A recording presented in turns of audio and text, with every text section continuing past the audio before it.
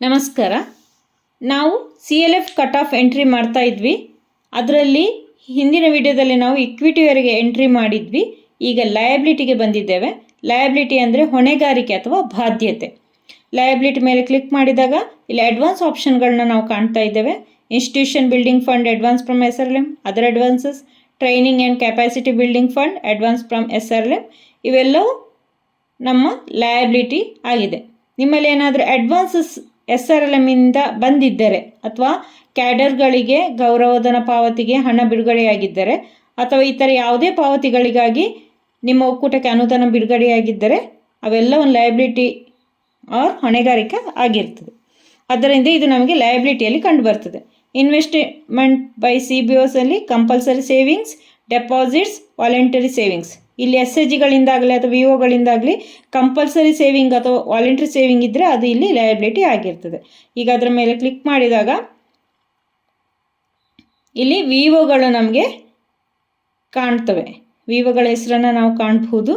ಇದು SHG ಆಗಿದ್ದರೆ, SHGಯಿಂದ compulsory saving ಇದ್ದರೆ ನಾವು SHG ಮೇಲೆ ಕ್ಲಿಕ್ ಮಾಡಿದಾಗ ಇಲ್ಲಿ ನಮಗೆ ಮೊದಲಿಗೆ VO ಲಿಸ್ಟ್ ಆಫ್ VO ಕಾಣಿಸ್ತಾ ಇದೆ. ಇಲ್ಲಿ ಒಂದು VO ಮೇಲೆ ಕ್ಲಿಕ್ ಮಾಡಿದಾಗ ಇಲ್ಲಿ ನಮಗೆ SHGಗಳ ಹೆಸರು ಕಂಡು ಬರ್ತದೆ. ಇಲ್ಲಿ ನಾವು ಕಂಪಲ್ಸರಿ ಸೇವಿಂಗ್ಸನ್ನು ಎಂಟ್ರಿ ಮಾಡಬೇಕು. ನಾವು ಮತ್ತೆ VO ಮೇಲೆ ಕ್ಲಿಕ್ ಮಾಡೋಣ.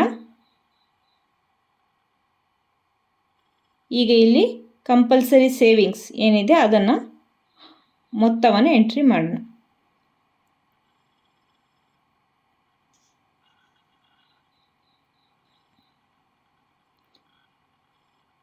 ಪ್ರತಿ ಒಕ್ಕೂಟದ ಕಂಪಲ್ಸರಿ ಸೇವಿಂಗ್ ಕಡ್ಡಾಯ ಉಳಿತಾಯವನ್ನು ಎಂಟ್ರಿ ಮಾಡಿ ನಂತರ ಕೆಳಗಡೆ ಸೇವ್ ಬಟನ್ ಮೇಲೆ ಕ್ಲಿಕ್ ಮಾಡೋಣ. ನಮ್ಮ ಡಾಟಾ ಸೇವ್ ಆಗಿದೆ. ಹೀಗೆ ನಾವು ಕಂಪಲ್ಸರಿ ಸೇವಿಂಗನ್ನು ಎಂಟ್ರಿ ಮಾಡಬೇಕು. ಇಲ್ಲಿ ಕೆಳಗೆ ಸಮ್ಮರಿಯನ್ನು ಕೂಡ ನಾವು ಕಾಣಬಹುದು. ಈಗ ಇಲ್ಲಿ ನಾವು ಕೇವಲ 2 VOಗಳ ಎಂಟ್ರಿಯನ್ನು ಮಾಡಿರ್ತೀವಿ, ಅದು ಮಾತ್ರ ಕಾಣಿಸ್ತಾ ಇದೆ.